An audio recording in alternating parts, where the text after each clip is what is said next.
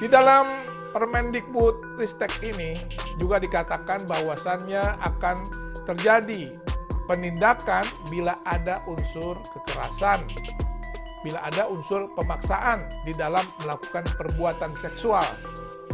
Ini artinya apa?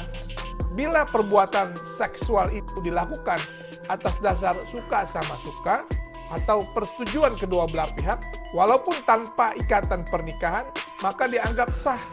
Dan jelas itu adalah salah satu cara untuk melegalkan perzinahan atau free sex. Na'udzubillah min dzalik.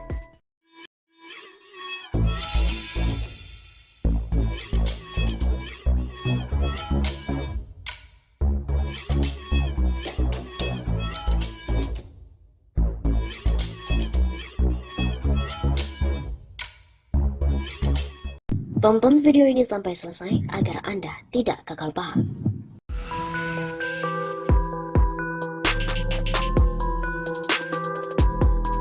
Halo Sobat Nama 1 Safa, kembali lagi bersama dengan kami untuk mengulas fakta-fakta perpolitikan yang terjadi di tanah air. LBP Nadiem dan Yakut layak ditendang dari kabinet. Dugaan keterlibatan Luhut Binsar Panjaitan atau LBP dalam bisnis Polymerase Chain Reaction atau PCR layak diungkap dan juga diusut tuntas.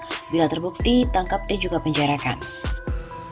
KPK juga harus turun tangan, apalagi Luhut sudah sesumbar.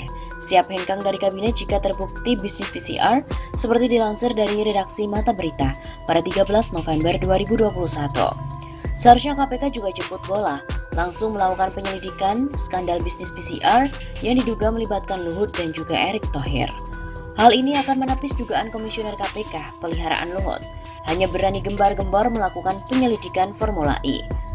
Seperti dikutip dari redaksi Republika pada Kamis 11 November, KPK menyatakan penyelidikan kasus dugaan korupsi penyelenggaraan ajang balap mobil listrik atau Formula E di DKI Jakarta bisa tak dilanjutkan. Alasannya pun tidak ada unsur tindak pidana. Tidak hanya Luhut yang layak ditendang di kabinet, Nadiem Makarim juga harus didepak dari kabinet. Nadiem membuka pintu perzinahan melalui penerbitan Permendikbudristek nomor 30 tahun 2021. Di mana hal itu tentang pencegahan dan juga penanganan kekerasan seksual atau PPKS di lingkungan perguruan tinggi dan selanjutnya disebut Permen PPKS. Setali tiga uang dengan Nadiem, Yakut Holil Qomas juga paling layak ditendang dari kabinet. Selain mendukung Permen Nadiem yang melegalkan seks bebas, juga Yakut dikenal sebagai menteri kontroversial karena ucapan dan kebijakannya banyak melukai umat Islam. Lagian pula, Yakut tidak punya prestasi sama sekali selama menjabat sebagai Menteri Agama. Seharusnya Menteri Agama berada pada garda terdepan dalam menolak Permen PPKS bersama ormas Islam lainnya yang sudah bersuara lantang menolak Permen Nadiem pro seks bebas. Bahkan, Yakut dan Menteri Agama sebelumnya, Fahru Rozi, sebagai dua orang Menteri Agama terburuk sejak Republik Indonesia merdeka.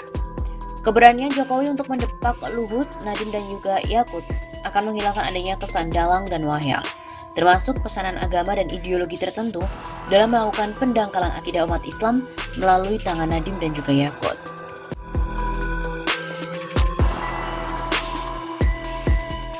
Ingin mengingatkan, uang tadi kan banyak sekali di luar. Ada sudah data di kantongan saya, data di Kementerian Keuangan ada. Di situ dihitung ada 11.000 triliun yang disimpan di luar. Iya enggak? Isu utang saya di lantai itu utangnya sudah 2.700 triliun. Ya saya ngomong apa adanya. Bunganya setiap tahun 250 triliun. Kalau 4 tahun udah tambah 1.000.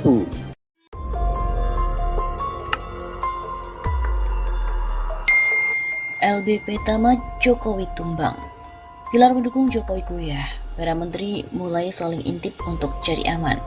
Tidak menutup kemungkinan perhara politik di India dan Malaysia berimbas kemudian ke Indonesia. 12 menteri India mengundurkan diri.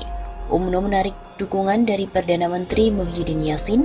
Mungkinkah PDIP, Gerindra, dan Golkar keluar dari koalisi Jokowi?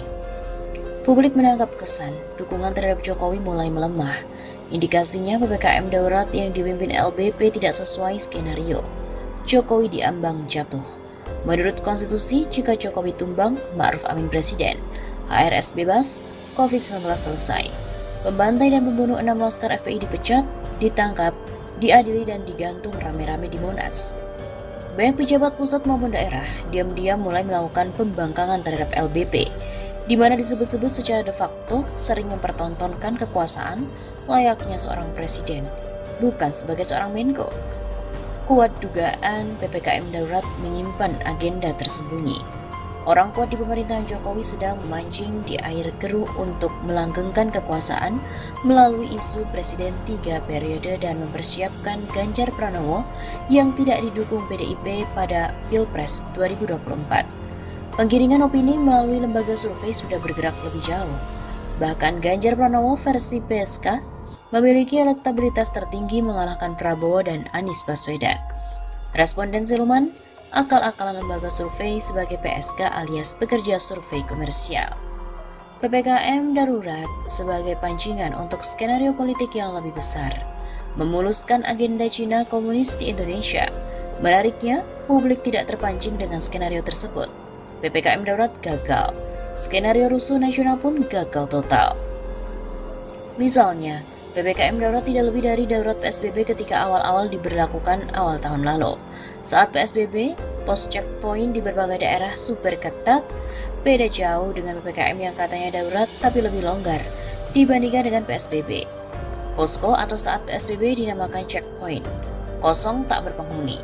Tak ada lagi petugas ber-APD seperti astronot atau Satpol PP yang overacting. Pertanda mulai ada pembangkangan daerah terhadap LBP. Publik hanya merasakan penyekatan di berbagai kawasan, tidak jarang menimbulkan ketegangan baru.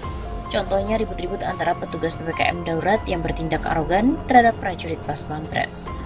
Jokowi mulai digembosi melalui pembangkangan terhadap LBP sebagai koordinator PPKM darurat. LBP sebagai sasaran antara, sasaran akhir tumbangnya Jokowi. Saat ini pilar utama pendukung Jokowi tinggal LBP dan Cina komunis. Faksi-faksi utama di sekitar Jokowi diam-diam mulai mengambil jarak. Jokowi dan LBP akan ditinggalkan.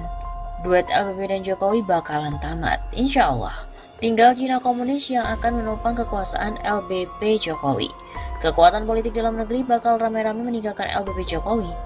Isu masuknya TKA Cina komunis selama masa COVID-19 diduga ada kaitannya dengan skenario Luhut, Jokowi dan Cina komunis sebagai pertahanan terakhir bila LBP dan Jokowi benar-benar tumbang.